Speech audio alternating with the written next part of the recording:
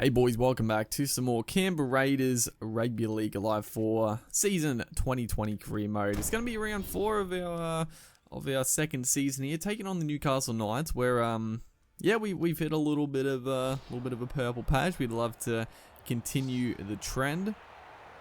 As we look here, Jai Field, new recruit for the Knights. I don't know where Kalen Ponga has gone. Murata Niokora as well, pretty good signing there. But I don't know where young Kalen has gone off to. He might be injured or he might be signed to another club. We'll see. I guess we'll see throughout the career if he pops up.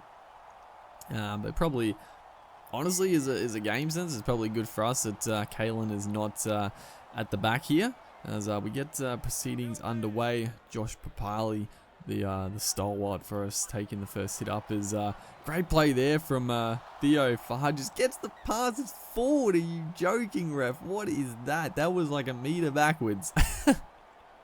It was tremendous play from our new recruit. It was fantastic. Forward pass. What is that? As Clockstad just comes along and just snipes Watson with the big ankle tap, dude. That felt good to do that.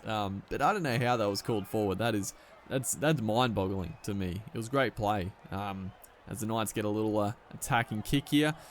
Out left there, Big Sean, Kenny Dowell. He is good in the air. He can drop some balls, but he can take some speckies as well. As Papali just barnstorms his way through the defensive line. He's still going, the big fella. Gets the pass away to Jack Wine. Tries to pass it off. It gets knocked on. Oh my goodness, how on earth? I thought it came off.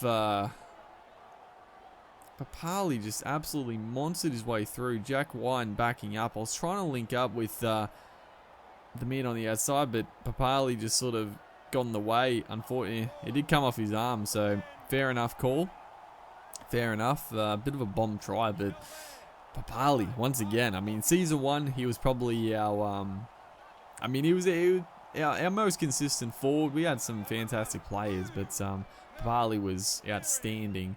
And he's continuing that good form in season 2 here. Great charge as the Knights have got us pinned there. So rain is tumbling down here as Mitch Barnett goes straight through some flimsy defense there. So 30 minutes in, no team has scored any points, which is a bit surprising. Both teams have had some good attacking footy. The rain obviously not helping, but a few chances for both sides gone begging as looking to link out wide there. Tarpany just taking that one. So fifth tackle. Going to look to spread it back to Farges, and he's going for the field goal. We'll probably that sort of position out of the try line. A bomb can't really contest, and then a punt downfield doesn't really work. So I thought go for the 1-pointer. It didn't work out, but didn't really cost us too much. I mean, 7 tackles obviously not great in real life, but on the game, a 7 tackle set doesn't really matter too much if you put up a solid defensive line. So we're going to go into the halftime break 0-0.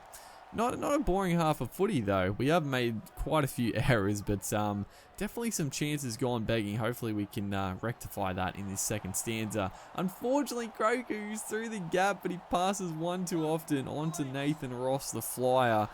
Obviously, unfortunate with Ross having to retire from the NRL last year, but almost getting away there. I think it was Clockstad who made the tackle. Gave away the penalty, which just sort of get our defensive line set, and then backing up with another held in tackle penalty. Thankfully, we do get a sin bin final warning, which is fair enough. Honestly, probably could have been sent to the sin bin right there. It was pretty blatant, but you'd be pretty filthy to get 2 penalties in a row and getting a player in the bin. Thinking of that, I'll be surprised to see what happens in real life as Kenny Dowd just barges his way through. But it's always, a new season, new real life season. It'll be interesting to see what the refs crack down on, what they're really strict on. Because obviously, as unfortunately the Knights are going to go in here. Kenny Dowell, he's had a fairly decent game out wide here in the centres instead of on the wing, which probably hasn't played centre for so long. Kenny Dowell, but yeah, I'll be interested to see what the refs really crack down on, because I know that the sin binning sort of went through fluxes last year. At times they were really strict, and then other times they were lenient. As that man again, Brimson, was on the field, and he's linking up beautifully there. He cops a big high shot for his troubles, and beautiful play again onto Joey Leilua. That man again. Like we just keep.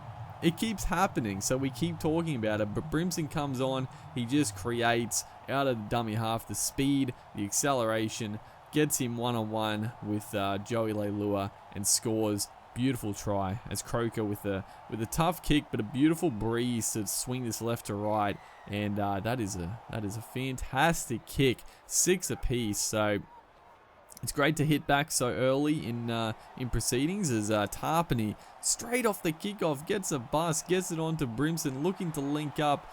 Thankfully, they pinged him for a knock-on, because a lot of times they don't get pinged for knock-ons, so we probably got a little bit lucky. Although I did see the support player back on the inside. It's not a bad shout, as we look to switch play here. Beautiful work onto Kodrick. He was going to burn them down the sideline, and the flying winger is going to score under the post. Beautiful play, beautiful scrum play as well.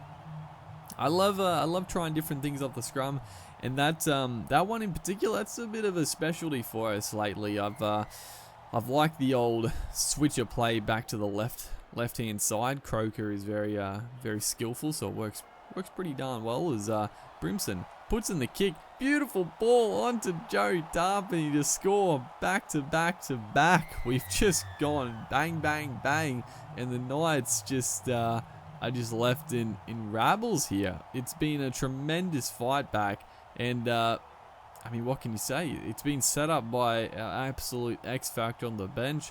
I don't know why Connor Watson didn't pick the ball up, but AJ did, and then he linked up beautifully.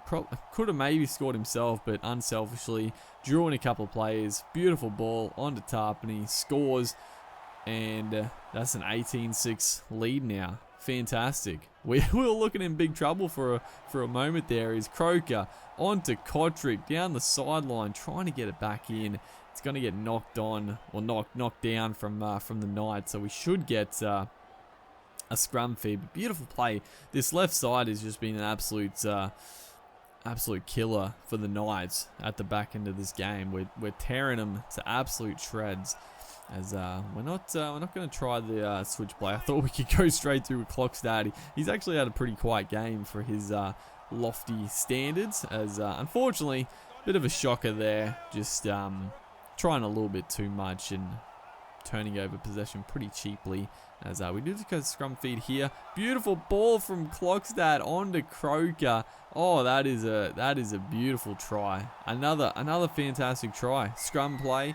Usually that's the little crabbing crossfield from the fullback, and then the pass. It usually goes to the winger, but Croker was great heads up play to sort of get behind the play and be involved in Clockstad with a beautiful little soft hands onto him, and Croker raced away to score. So 24-6.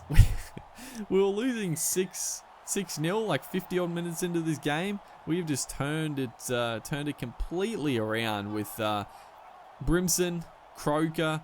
Wyden has been exceptional. This left hand side in particular has been fantastic, and what a turnaround. Hopefully you guys are enjoying this series. Make sure to like and comment, and I'll see you in the next one.